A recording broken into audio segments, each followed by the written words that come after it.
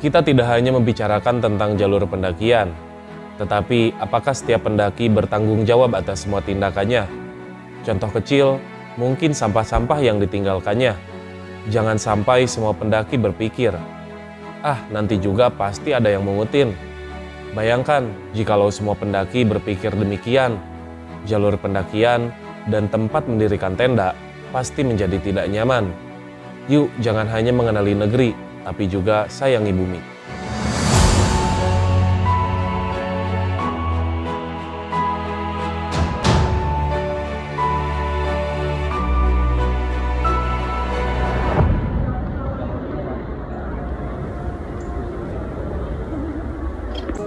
Sebelum memulai ekspedisi Triple S Jawa Tengah, saya terlebih dahulu pergi ke Bandung, tepatnya ke Eiger Store di Jalan Sumatera, untuk mengambil beberapa barang keperluan selama dalam pendakian.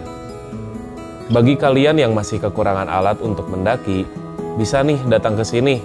Penjaga tokonya ramah-ramah dan akan diarahkan sesuai dengan kebutuhan kalian.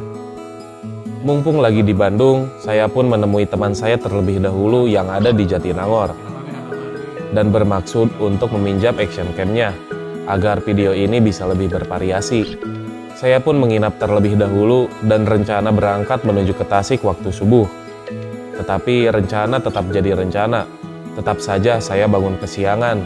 Karena ini saya dibuat buru-buru untuk pulang ke Tasik. Sambil menikmati udara pagi di Bandung, saya pun tancap gas menuju ke Tasik. Sesampainya di Tasik, saya langsung packing alat-alat pendakian. Jangan sampai karena terburu-buru kita jadi lupa dan ada barang yang kita tinggalkan. Untuk menginisiasi kelupaan, saya buat catatan keperluan untuk setiap pendakian dan menceklistnya. Tidak lupa juga untuk berpamitan kepada orang tua agar dilancarkan selama dalam perjalanan. Saya pun langsung menuju ke Banjar untuk menjemput kameramen, yaitu Farid. Karena setelah di pendakian sebelumnya, dia memutuskan untuk pulang ke rumah terlebih dahulu. Alhasil, sekalian di jalan menuju ke Jawa Tengah, saya pun harus singgah ke rumah Farid terlebih dahulu. Jadi kali ini saya mau rial dulu ya. Ini sarung ala pesantren saya. Karena kita lulusan pesantren ya, Rid? Iya, benar. Gimana? Nah, jadi cara pakai sarungnya itu gak langsung digituin. Nah, ini ditilap dulu ke dalam sedikit, terus Pas tengah-tengah ya? Nah, set, terus nanti akan jadi estetik, bos. Kelebihannya apa pakai sarung kayak gini? Apa ya kelebihannya? Ya kelihatan lebih rapi aja. Nah, 2 kali lipatan juga ini udah kuat kalau sarung kayak gini. Mau diprosetin juga gak bakal bisa ini mah. Bakal kuat banget, nih lihat hasilnya ya. Nah, lebih rapi pas tengah-tengah. Estetik kan?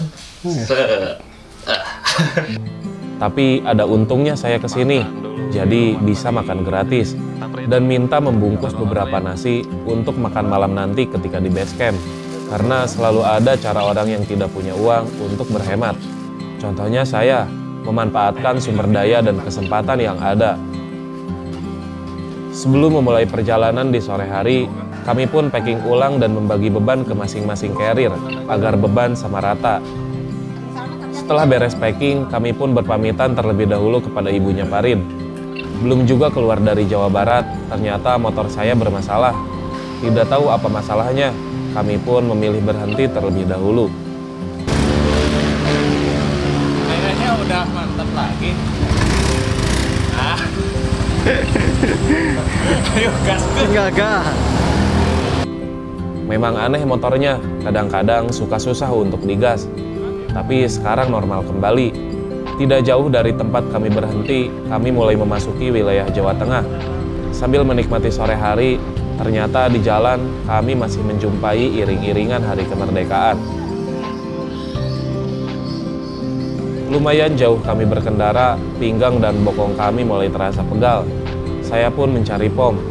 Jadi bukan cuma istirahat, supaya bisa sekalian mengisi bahan bakar. Ini nih yang namanya menyelam sambil minum air. Gimana, Rid? Kacamatanya, Rid? Kacamatanya mantap banget. Ini dari view tanpa kacamata dengan kacamata tuh beda banget asli. Udah kayak filteringnya itu bikin jos. Kayak di filter di Da Vinci ya. Ya benar asli. Nah itu namanya kacamata dari Eiger ya. Tuh dari Eiger, mana cing? Belum kelihatan anjir. Pokoknya dari Eiger lah. Namanya kacamata Mantis ya. Kacamata Mantis. Mantis gitu ya kalau nggak salah. Iya, kacamata Mantis. Di perjalanan juga bikin nyaman, nggak bikin perih mata ya. Pokoknya jos buat kalian yang nyari rekomendasi kacamata Eiger lah ini nih. Ya, iklan dulu dong. Iklan dulu dong. Deng deng deng deng deng. Seiring berjalannya waktu, dari sini matahari mulai terbenam, dan kami pun melanjutkan perjalanan menuju kota Purbalingga. Ketika di jalan, kami mendapat kabar, ternyata teman pendakian yang lainnya sudah sampai di base camp. Kami pun mulai menancap gas lebih dalam supaya tidak terlalu kemalaman, karena kami juga harus istirahat, dan mereka di base camp juga menunggu nasi yang sempat kami bungkus di rumah Farid. Akhirnya setelah puluhan kilometer di jalan, kami pun sampai di base camp pendakian Gunung Selamet Pia Bambangan yang ada di Purbalingga. Nyampe ya, Bang Jat. Di base camp Gunung Selamet. Ibu Kuat. Di base campnya Ibu Kuat. Ya. Daki besok? Iya. Oh lagi pagi ya. Dari mana? Dari Jogja. Oh Jogja. Nih ini kuliah di Jogja juga. Oh di mana? Budaya. Iya. Oh. Tapi orang Banjar ya. Kami Riau, saya Riau. Oh Riau. Juga. Iya. Tas tidak ya dengan masuk Ini siapa aja? Pegel.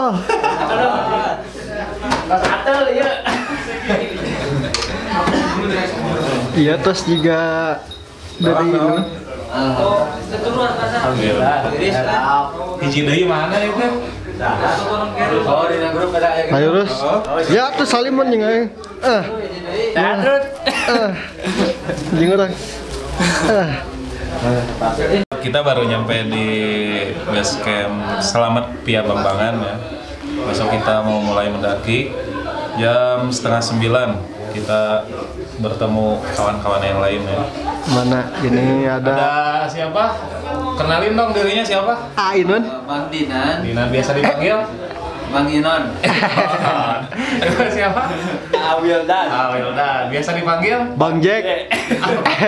Itu Chef Ihsan, bisa. Dipanggil Kota. Parido parah sih Parido. Ini. Oh, itu mah kameramen tuh, Bos. Kameramen mah. Jadi gimana? Gimana besok mulai pendakian jam berapa kira-kira? Ya sabukana bes. Sekarang mah makan dulu ya. Makan dulu ya. Oh, orangnya. Tidak pakai lama, kami pun langsung makan malam di sini. Kasihan lihat mereka kelaparan, walaupun saya sendiri sebenarnya juga sudah kelaparan. Setelah selesai makan malam, kami pun bermaksud mengurusi Simaksi untuk pendakian di pagi hari. Kami coba mendatangi pos Simaksi dan ternyata sudah tutup. Dasar kami, gak tahu diri, udah tahu malam kayak gini, mana masih buka. Kami pun kembali ke tempat kami menginap dan bersiap untuk tidur. Kalau saya lebih memilih untuk bercengkrama dengan pendaki yang ada di penginapan. Siapa tahu bisa jadi teman.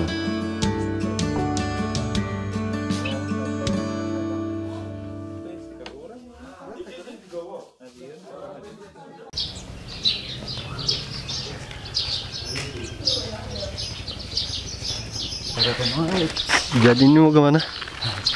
kita mau isi air dulu persiapan karena sekarang kebetulan musim kemarau jadi di pos gak ada air gitu, jadi kita mau isi dulu sekarang. Setelah selesai mengisi persediaan air, kami disambut matahari terbit yang indah. Udara yang masih sejuk membuat saya betah. Pikiran terasa lebih segar dan tentunya siap untuk memulai hari yang baru, meskipun hari-harinya tidak bersamamu. Bang Jot, bajunya bagus Oh, bajunya bagus. nih baju Baju Eiger dong, Bos. Oh, ininya juga lupa belum dicabut. Apa ya nama bajunya ya? Mantap. Recommended banget. Mantap. Bahannya gimana? Enak ya? Bagus lah. Gak usah diraguin lagi kalau Eiger Mas. Kalau harus ngeraguin Mantap Eiger. pokoknya. Puas menikmati udara segar, kami pun sarapan terlebih dahulu di warung makan tempat kami menginap. Meskipun kita sedang dalam perjalanan, jangan sampai melewatkan makan satu kali pun, karena kami harus tetap kuat dan menjaga kesehatan kami dalam melaksanakan ekspedisi. Ketika sarapan, saya lihat pendaki yang semalam ngobrol dengan saya sudah berangkat terlebih dahulu tanpa menggunakan ojek. Ini artinya tempat membayar Simaksi sudah buka, dan kami pun langsung mengurus Simaksi dan membayar sebesar Rp25.000 per orang. Itu belum termasuk parkir motor sebesar Rp10.000. Kami pun diarahkan tentang jalur pendakian yang akan kami lewati nanti, dan diberitahu apa saja yang harus kami hindari ketika di pendakian. Katanya tidak akan ada sumber air di semua pos, karena sekarang masih termasuk musim kemarau. Untungnya tadi kami sudah stok air, untuk satu orang membawa 2 botol air.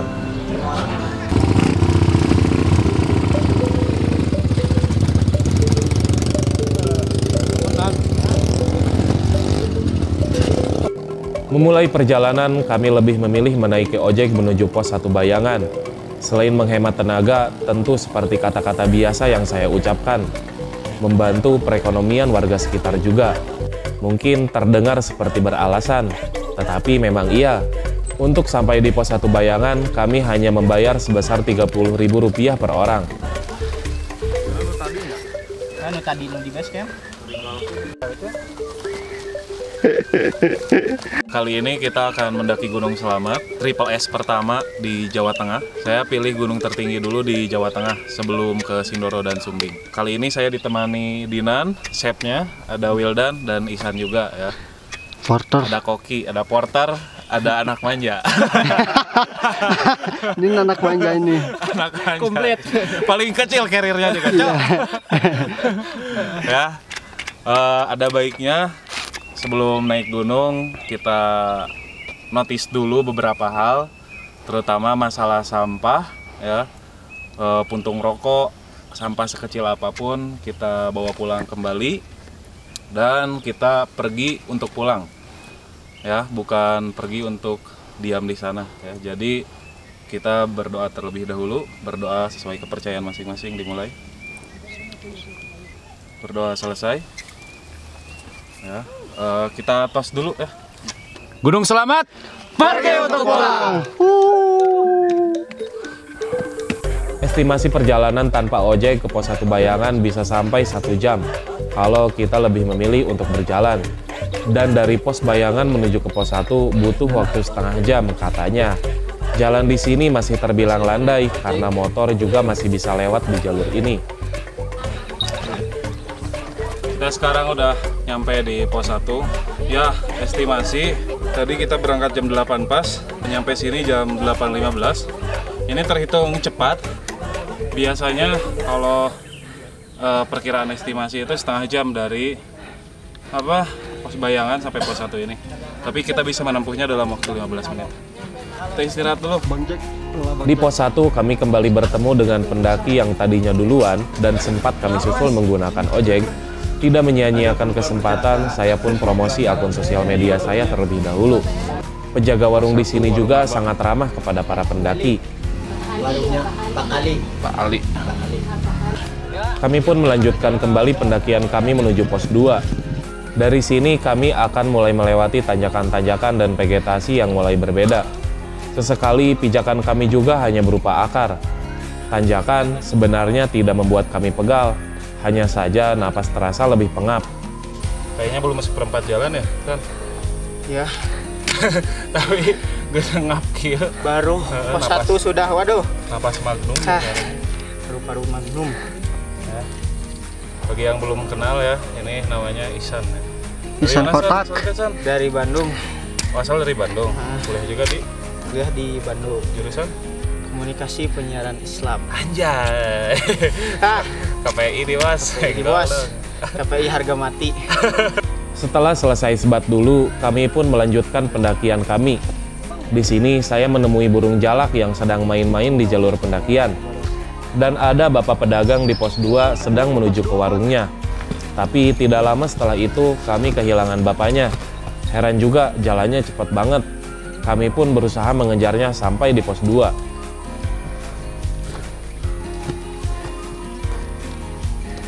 Jadi sekarang kita baru nyampe di pos 2. Tadi estimasi perjalanan dari pos 1 sampai pos 2 sekitar 1 jam. Sekarang jam 9.57. Wah, jamnya baru nih. Oh Jam iya, apaan tuh? Rin. Ini jam dari Eiger kemarin. Nia juga belum dipletekin nih. Kita buka dulu ya. Biar kelihatan barunya gitu. Herang ya, Bos. Ya, ini namanya jam touch digi. Jadi ada beberapa fitur di dalamnya. Contohnya kalau mau ganti fitur tinggal tekan ini. Ada mode stopwatch, ada 2 jam juga. Jadi kita bisa setting di 2 waktu. Ada tombol reset juga, semua tombol di sini ya. Jadi simpel gitu. Nah, ini masih ada labelnya juga di dalam tuh. Soalnya ini kemarin baru bawa dari Eiger Jalan Sumatera ya. Pokoknya kalian kalau ada yang kekurangan barang, recommended beli di Jalan Sumatera. Soalnya di sana perlengkapan outdoor ada semuanya, lengkap lah ya. Kalau mau minta diskon, kenalan dulu sama saya. Kami pun beristirahat kembali di sini dan menghilangkan haus.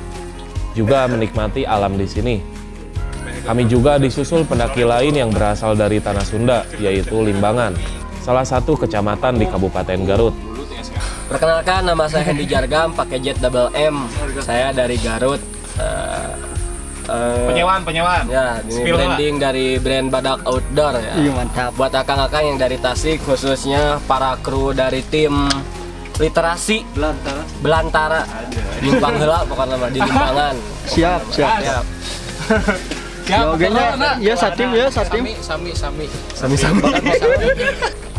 Tidak mau kalah, kami pun mulai berjalan kembali. Selain trek menanjak, mungkin karena kemarau, trek jadi terasa berdebu. Di sini kami menemui persimpangan dari via lain. Sepertinya pendakian kali ini akan jadi salah satu pendakian yang menguras tenaga dan membuat kami terus ingin istirahat.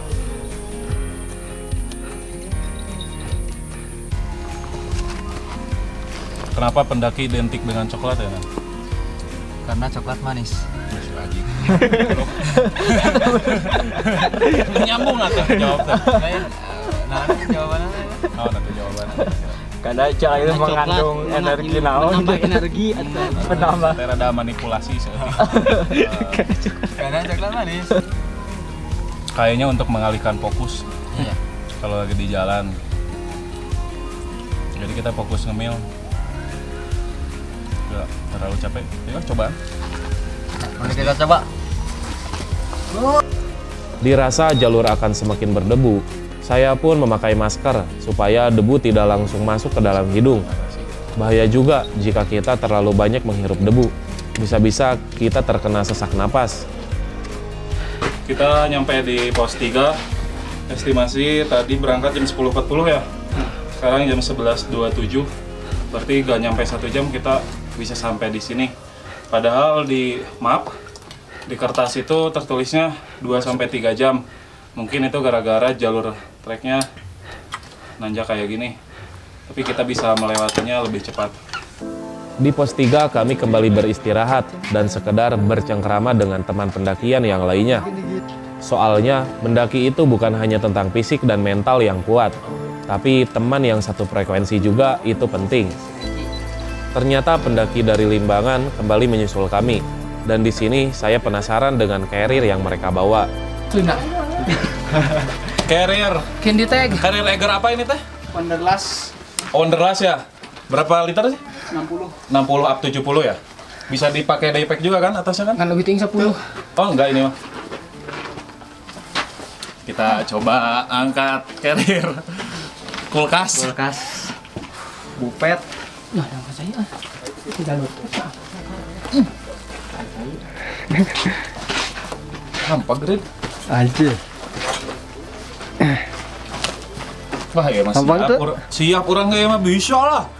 Siap saya juga bisa jadi porter. Agar tubuh kami tidak kembali dingin, kami mulai berjalan kembali menuju pos 4. Kalau kalian bertanya-tanya, kenapa bisa terasa dingin? Kan di sana kelihatannya panas. Ya namanya juga di gunung yang rimbun, meskipun panas, tapi akan terasa tetap dingin. Soalnya kami dikelilingi oleh pohon-pohon yang mengeluarkan oksigen. Makanya sayangi pohon, jangan hanya menyayangi si dia.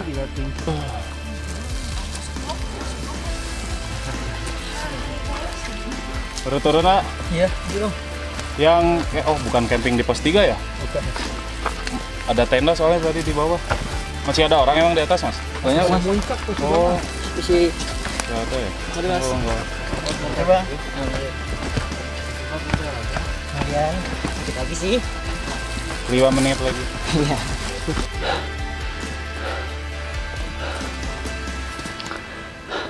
Menuju ke pos 4, kita menemukan beberapa sampah yang tertumpuk. Kayaknya nanti kita ambil pas pulang aja. Kalau sekarang gas lagi. Yuk. Ya.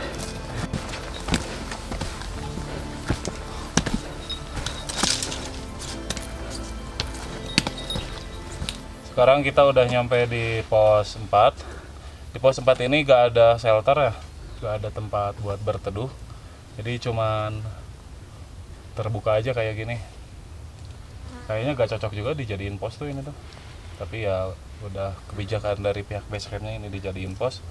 Kita istirahat dulu bentar di sini. Nanti kita makan siang di pos 5 aja. Karena sekarang udah jam 12.50 ya. Tadi estimasi perjalanan dari pos 3 menuju ke pos 4 sekitar 1 jam. Ya wajar sih 1 jam. Jaraknya emang dekat tapi tanjakannya yang terjal dan berdebu juga. Tadi juga sempat ngap juga sih gara-gara debu itu. Capeknya ngap. Ketika di pos 4, kami mulai melihat beberapa sampah yang dibiarkan bergeletak begitu saja.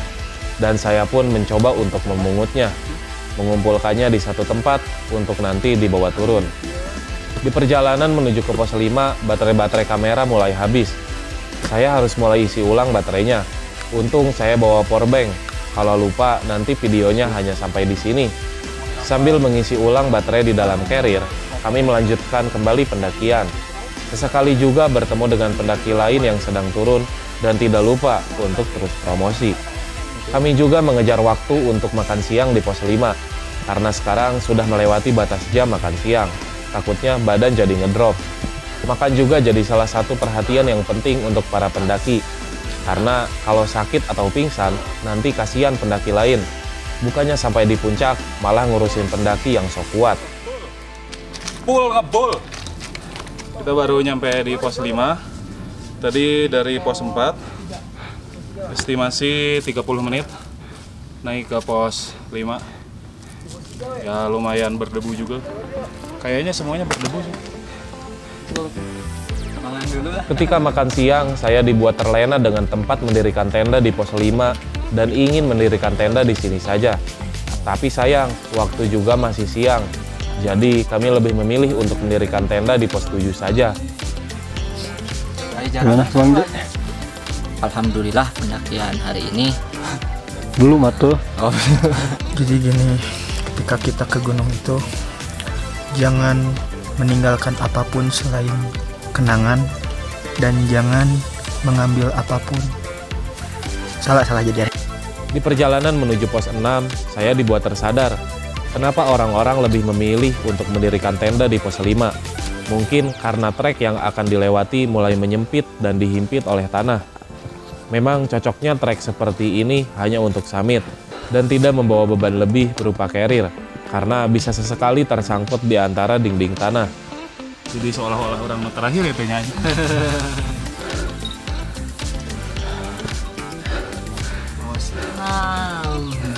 Sekarang kita sampai pos 6. Kayaknya 15 menit dari pos 5 juga. Wah, Cepet lah. nyampe ke pos 7 camp di sana. Jalan menuju ke pos 7, kami tidak terlalu dihimpit dinding tanah dan bisa lebih leluasa berjalan. Kalau soal tanjakan, sepertinya dari pos 1 juga sama saja. Di trek ini juga kami mulai bisa menikmati pemandangan terbuka. Sepertinya saya mau menarik ucapan saya kembali, karena ternyata jalurnya malah semakin sempit dan menanjak.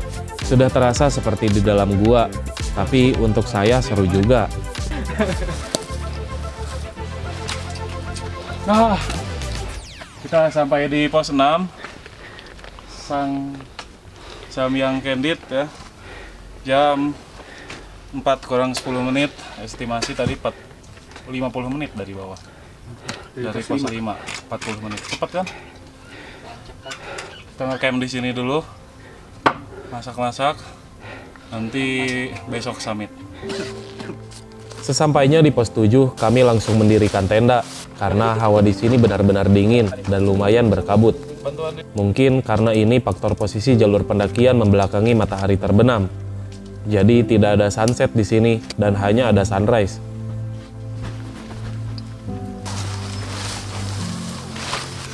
Setelah selesai mendirikan tenda, di sini saya langsung menghangatkan tubuh terlebih dahulu dan tentunya menikmati sore sebelum langit mulai gelap.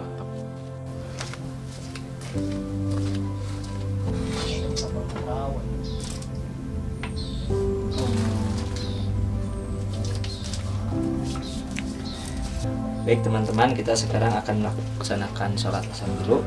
Kalau cara melihat kiblat di gunung itu yang pertama, lihat matahari di sebelah mana. Nah, berarti kalau di sebelah barat, kalau lagi sore-sore berarti itu kiblatnya.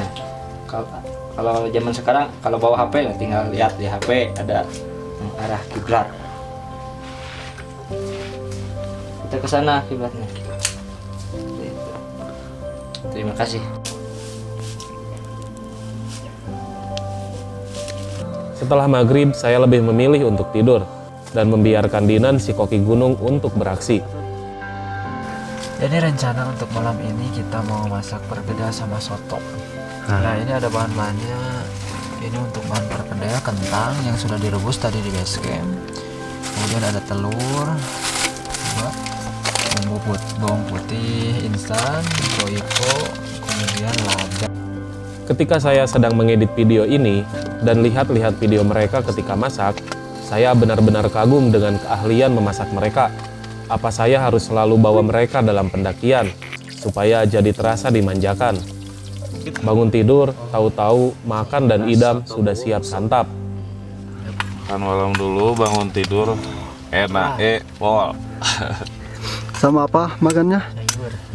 Soto bowongso.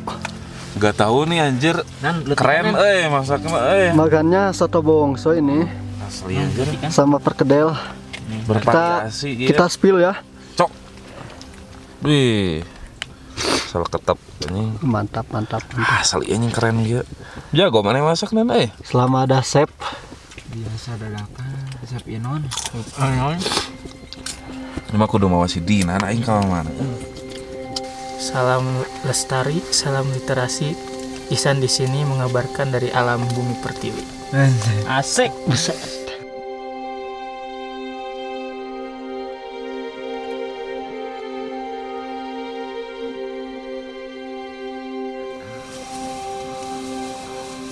Di malam hari, saya selalu membiasakan untuk menyetel alarm untuk bangun summit. Mengisi air ke dalam termos sebelum summit adalah pencegahan.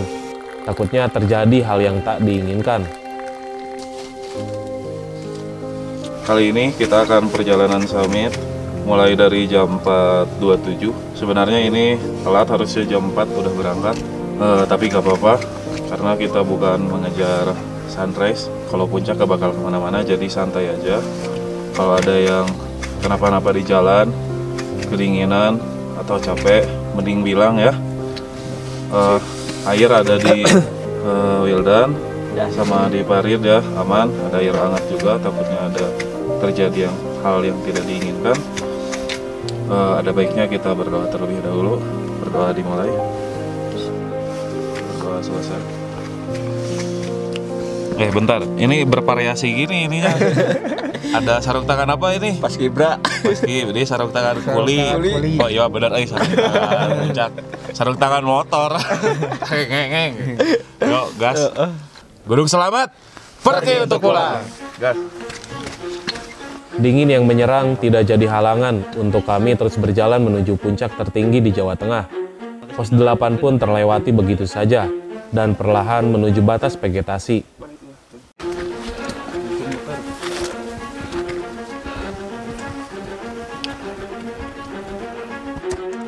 Pelan tapi pasti, tubuh kami menjadi lebih hangat karena terus dipaksa berjalan.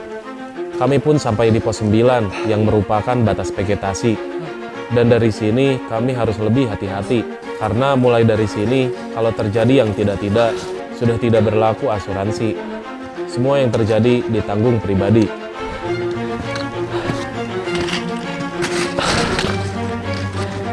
Semangat, Dek. Semangat. Hah? Papa mana, Papa? Tap. Jam 5:15 di seperempat jalan sebelum menyampai puncak, dan di belakang juga sudah terlihat gunung yang selanjutnya akan saya daki, yaitu Gunung Sindoro Sumbing. Di ekspedisi Triple S ini yang pertama saya daki di Gunung Selamat karena termasuk gunung tertinggi di Jawa Tengah. Let's go. Sinar matahari di belakang kami mulai menunjukkan kemegahannya dan kabut juga perlahan membentuk samudera awan. Hal yang seperti ini yang membuat pendaki jadi lama, karena kita terus ingin melihat dan menikmati keindahannya. Sesekali kita boleh menikmatinya, tapi jangan lama-lama, soalnya tujuan kita bukan di sini. Jadi ini mungkin orang yang sedang berjuang mendaki ke Gunung Selamat dan terkena musibah di jalan sehingga dibuatkan istilahnya kayak batu nisan di sini ya. Jadi kenangan buat mereka-mereka yang berjuang mendaki di Puncak Selamat ini. Summit di Puncak Selamat sepertinya jadi salah satu summit yang lumayan berbahaya karena kami di sini benar-benar memijak batuan runcing, juga batuan yang sesekali bisa terjatuh mengenai pendaki lain. Selain harus tetap fokus memilih pijakan, kami juga harus sesekali melihat ke arah depan. Sebelum sampai di puncaknya, kami diharuskan melewati satu dinding batu yang lumayan tinggi untuk dilewati. Tetapi jika kita berhasil melewati dinding batu ini, trek pendakian akan jadi terasa landai. Alhamdulillah, puncak tertinggi Jawa Tengah belum sukses. Dikit lagi.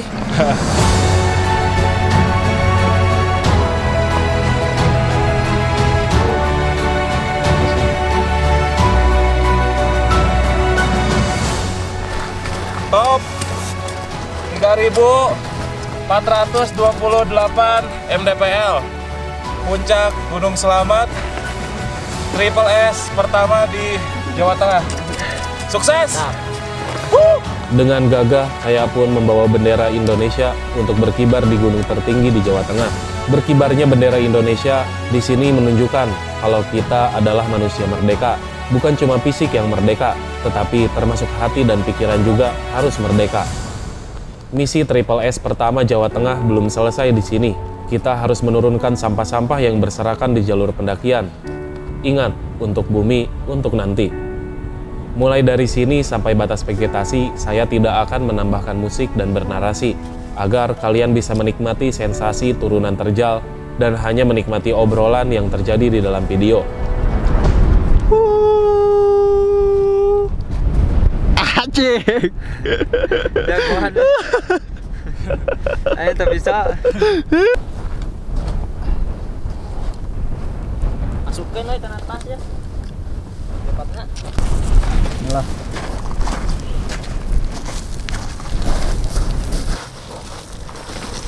Semangat Ijat. Mantap, Bung Farid.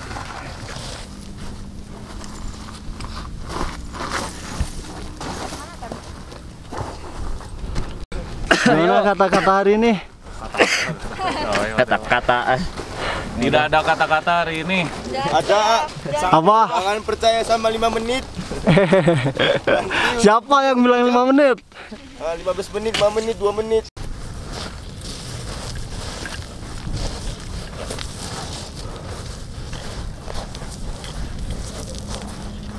Jadi kali ini kita akan mencoba ketahanan sepatu Eiger. Ini masih baru. Coba sutrin sepatunya. Ini sepatunya yang bukan terbaru kayaknya, tapi bisa dibilang yang terkuat lah. Ini tanpa di-sol juga. Kita akan coba ketahanannya. Tahan nggak di medan ekstrim kayak gini? Tadi udah dibawa nanjak, sekarang kita bawa turun.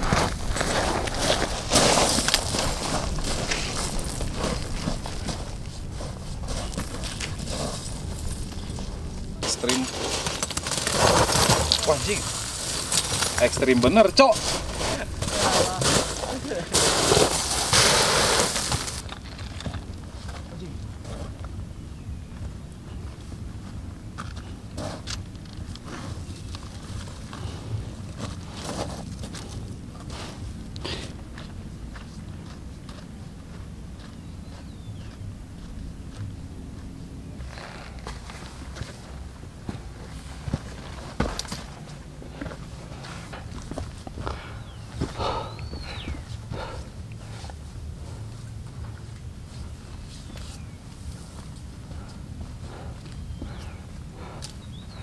Sekarang kita perjalanan turun dari Jak Selamat.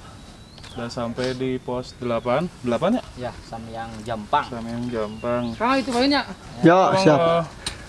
Pokoknya naik ke Selamat di musim kemarau itu harus wajib pakai bab karena jalannya sangat berdebu. Ini juga ada tenda di belakang. Sebenarnya ini gak boleh.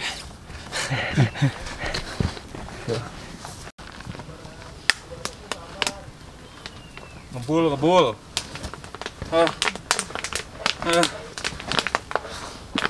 Tur aman.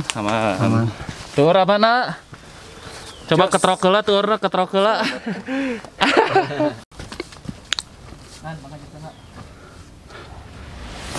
Bang Ijat lagi nyantuy, anjir. Ternyata sepatu Eiger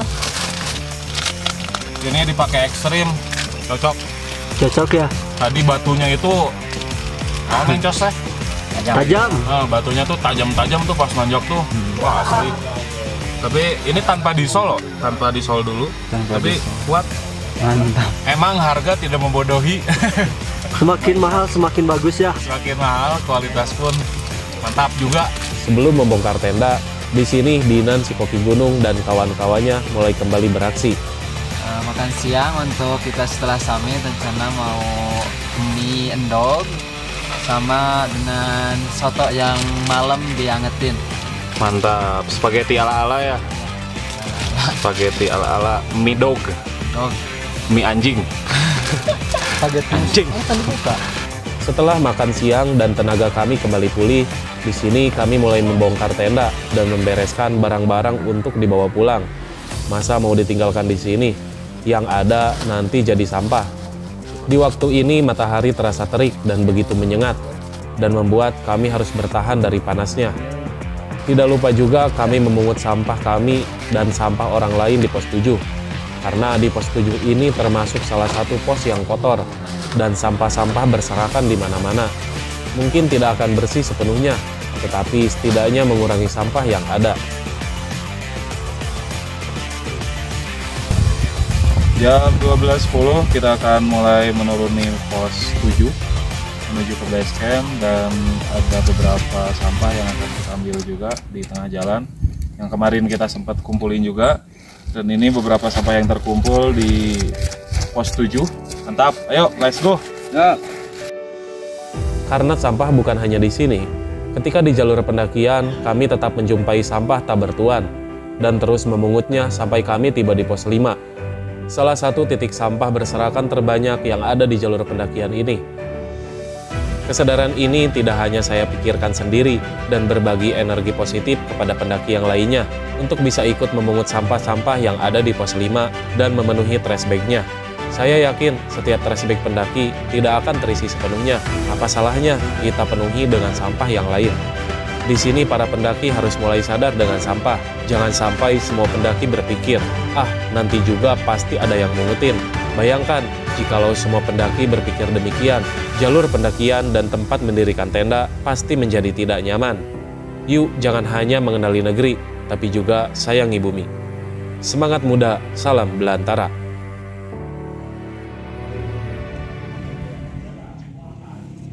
Misi selesai, mantap, Sukses, selamat sukses. sukses.